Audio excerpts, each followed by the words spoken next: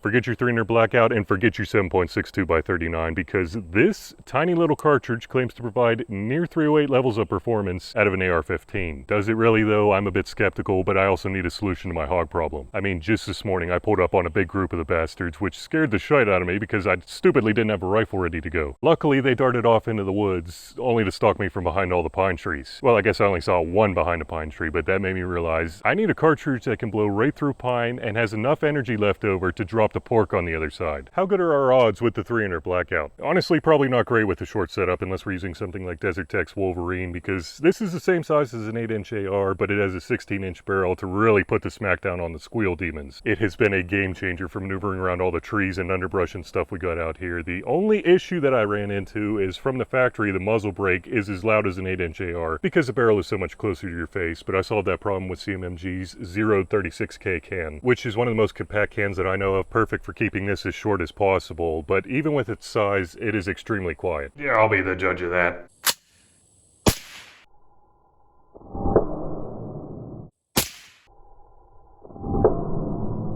Not bad. You'll have to excuse this first shot up here. I had some technical errors, but the next two came in almost perfect. Let's check out the back and okay, 2 pinholes. That is a good sign for getting to the hog on the other side that just fell down here. And we will see. Yeah, it's an evil hog, by the way. My gosh, that left some massive craters right there. Well, actually dents. Our next defender is the 7.62 by 39, which will not be fired out of an AK. Don't get me wrong, I appreciate the design and all, but with the price of 7.62 by 39 nowadays, I prefer something a bit more accurate that is not going to destroy the brass. So when I saw that CMMG's Dissent Mark 47 is an AR that takes AK mags, I was like, yes, please. Plus, with its internal buffer system, it can shoot with the stock folded just like an AK, so I'm sorry, I just don't see a point to AKs anymore. But let's see if there's still a point to the cartridge.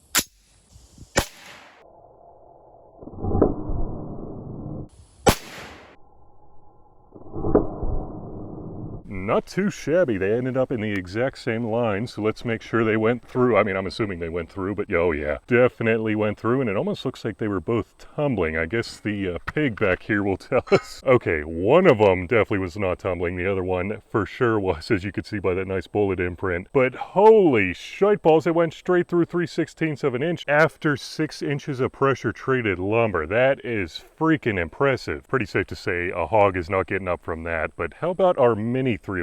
And guys, I cannot wait to show you this rifle. Drum roll, please. Is this not the most beautiful AR you have ever seen? It's not the word I had in mind. Okay, I might be a little biased since it's banana colored, but this absolute piece of art was created by Brenton, and in case you don't know who they are, they make arguably the best hunting-focused ARs on the market, most of which blend in a lot better than this one, but I wanted to make sure the hogs knew that banana ballistics means business whenever it comes to destroying them, especially with the accuracy of this thing. I mean, this, I'm not even joking, this is the most accurate AR I have ever fired. And based on some other videos that I've seen, some of their other 11 chamberings are potentially even more accurate than this one. But I guess I should put my money where my mouth is. Hopefully I could do it justice on camera.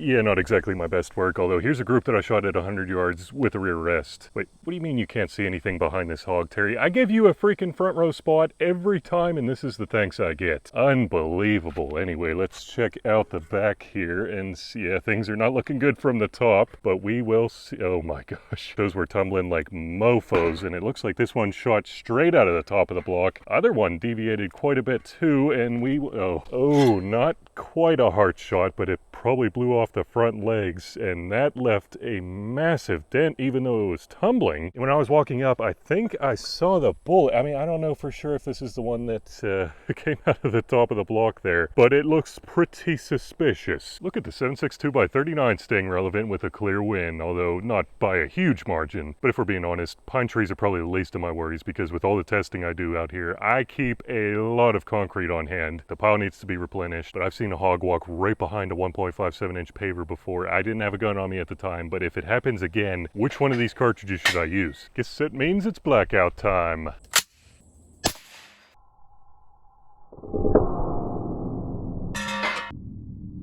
Quite the shattering effect, although I don't know if that means good things for our little hog demon friend guy, whatever he is. Let's check. Yeah, there's really not a whole lot on there other than some concrete powder, you know, whatever that would do to him. Maybe we'll have some better luck with 7.62 by 39. Wait, is that a banana mag? That is exactly what it is. This is Xtech's Rotten Banana Mag. It's almost like it was made for this channel. But in all seriousness, Xtech makes probably the highest quality polymer AK mags out there, Rotten Banana or not.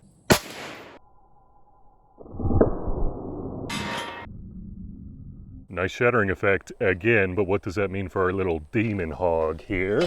Let us see, and I might see a little more spalling marks, but I really don't see a defined dent at all. I mean, maybe a very small dent right there. Holy shiteballs, concrete is tough, but maybe not for our Mini 308.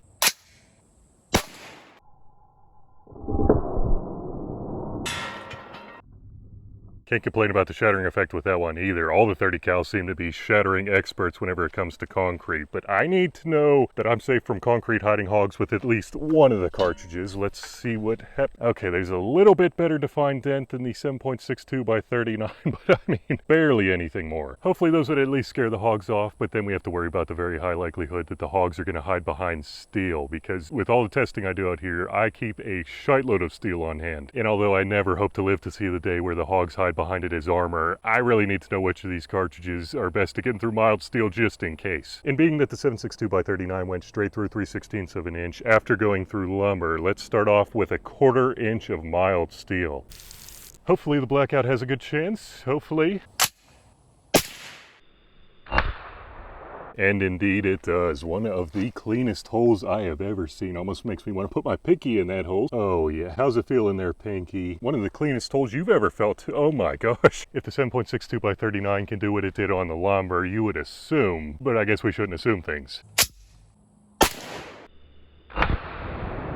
Whew, looks like we were safe assuming this time around, and it almost looks like the 7.62 by 39 is a bigger hole by a pretty good margin. Check out the pinky test. He will tell us for yeah, there's really not that much of a difference, although there is a slight difference. Let's get that Mini 308 out of the way so we can bump up the thickness. Yeah, if it couldn't go through that, then it's pretty much a worthless cartridge. And looking at that hole, I don't know if I want to put my pinky in there. Holy shiteballs, that copper is sharp. No hogs are safe behind 1/4 inch. But 3/8 of an inch should really separate the boys from the men. Sorry, it's hot as shit. I'm going to predict no for the Blackout. One of my metrics for a good can is if I can hear the mild steel downrange, it's a good can, and this is a freaking good can. I think I recall from the spec sheet it said something about 240 rounds of continuous full auto fire. That's it? How often do you see 240 pigs in one spot? Well, there's this farm I pass every day. Yeah, tell me how that one goes. Anyway, looks like I guessed correctly. This is the last stop for the 300 Blackout, although it looks, oh yeah, very comfortable pinky hole, but not great performance. Can the Russian do better than that? I hate to say it, but probably not a whole lot. I was like, is it raining? But I actually heard some pieces come back and land on top of my canopy here, so don't try any of these tests at home. Damn it. Looks like the last stop on the train for the 7.62 by 39 as well, although that one looks a lot deeper than the 300 Blackout. Let's see if the pinky could tell us for sure, though. And I'm not going to spoil anything, but I think he was pleased. I guess if the Mini 308 goes through, it really doesn't matter which one went deeper, but on to the banana gun. And one thing that I forgot to mention about Brenton is that they make their own mags in-house, which probably doesn't sound like a big deal until you look at the internal length of 2.315 inches. 2.315 inches. I don't know of another AR mag out there that allows you to load out that far. So even if you're not using a banana gun like I am, these long shot mags are an absolute game changer if you reload. Holy shit is all I have to say about that. I believe this is the first 30 caliber AR-15 cartridge to make it through 3/8 of an inch. And let's see how good that hole is. Oh, that's kind of sharp again, but it really doesn't matter because we have a clear winner for that round. Holy shite balls. But banana, you ask, what happens if the hogs are taking a sand bath and all this sand out here? Well, let's get the sandbox out of the way real quick. I really don't know if anything has a good chance of making it through 6 inches of sand, so let's make this a speed round.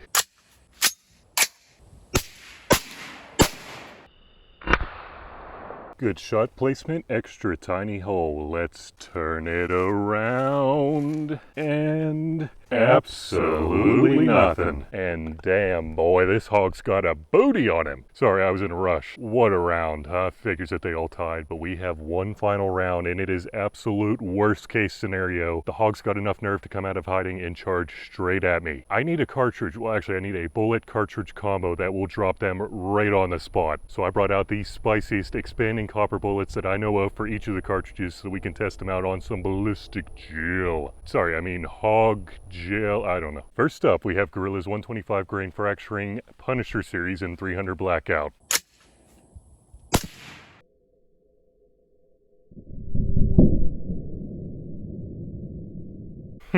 I saw you trying to leave the table, USOB. Anyway, we got a nice looking hole. Definitely looks like it fractured. Let's get our pinky in that hole. Yeah, that's pretty terrible for an expanding bullet, although it looks like it started expanding right at about the 1.5 inch mark. I guess I should say fracturing, because it shot pieces off everywhere. Holy shite balls. And the nice thing about fracturing bullets, which is why I want to use them for hogs, is that the base keeps going. So let's see. I mean, it kind of tapers off, the wound channel kind of tapers off pretty quickly. Got a little bit more right there, and then holy. Okay, there's the base. It went super deep into that second block. Let me grab my tape measure real quick, and we will see that it went right at 28 inches. What a way to start off. We already have some super stiff competition. And I don't mean you, Bam. Anyway, up next we have the Nosler 123 grain E-tip in 7.62 by 39. There really aren't a whole lot of copper options for this cartridge.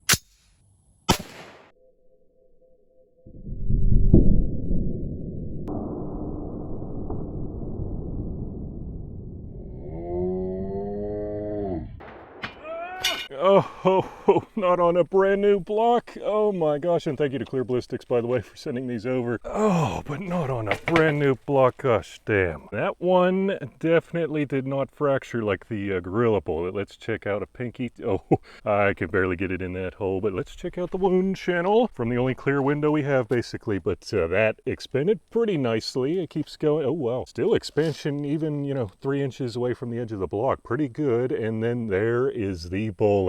That actually expanded pretty freaking good for a copper bullet. Let me grab the tape measure real quick, and if I could get it to latch, we will see 23 inches. I'm just going to say I don't think the hogs would like that either, but last and probably not least, we have a 125 grain Lehigh Controlled Chaos in 300 hammer. That's the cartridge we've been talking about all day. About damn time.